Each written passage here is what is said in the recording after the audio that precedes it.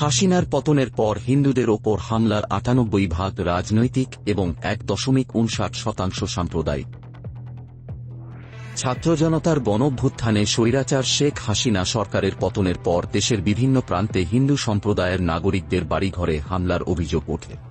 তবে এসব হামলার ৯৮% ছিল রাজনৈতিক। সোমবার প্রকাশিত মানবাধিকার সংস্থা অধিকারের বার্ষিক প্রতিবেদনে এ তথ্য উল্লেখ করা হয়েছে। প্রতিবেদনে জানানো হয়, শুধু হিন্দু সম্প্রদায় নয়, বিভিন্ন জায়গায় মুসলিম সম্প্রদায়ের মাজার ভাঙা ও হামলার ঘটনাও ঘটেছে। পুলিশের বরাত দিয়ে প্রতিবেদনে বলা হয়, শেখ হাসিনার পতনের পর দেশের হিন্দু সম্প্রদায়ের নাগরিকদের ওপর হামলার ১,৪১৫টি অভিযোগ পাওয়া গেছে।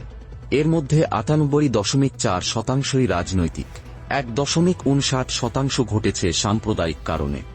এসব ঘটনায় ৮৮ মামলা দায়ের হয়েছে, গ্রেপ্তার হয়েছে ৭০ জন। অধিকার বলছে, গত বছর প্রতিবেদন প্রস্তুতকালীন সময়ে বাংলাদেশের রাজনৈতিক পরিস্থিতির ব্যাপক পরিবর্তন ঘটে। জুলাই মাসে শিক্ষার্থীদের কোটা আন্দোলন শুরুর পর ছাত্র জনতার গণঅভ্যুত্থানে ৫ আগস্ট কর্তৃত্ববাদী হাসিনা সরকারের পতন ঘটে এবং দেশ ছেড়ে ভারতে পালিয়ে যেতে বাধ্য হন হাসিনা। জুলাই আগস্টের এ অভ্যুত্থান দমন করতে গিয়ে হাসিনা সরকার গণহত্যাসহ ব্যাপক মানবাধিকার লঙ্ঘন করে।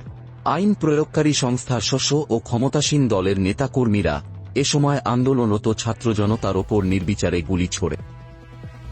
গুরুত্ব দেওয়া হয়েছে স্বাধীন মত প্রকাশেও। সুপারিশে বলা হয়, সর্বস্তরের মত প্রকাশ ও গণমাধ্যমের স্বাধীনতা নিশ্চিত করতে হবে। সাংবাদিক সহ সব মানবাধিকার কর্মীর বিরুদ্ধে দায়ের করা সব হয়রানিমূলক মামলা প্রত্যাহার এবং তাদের ওপর হামলার ঘটনাগুলোর সুষ্ঠু তদন্ত সাপেক্ষে দোষী ব্যক্তিদের বিচারের মুখোমুখি করতে হবে।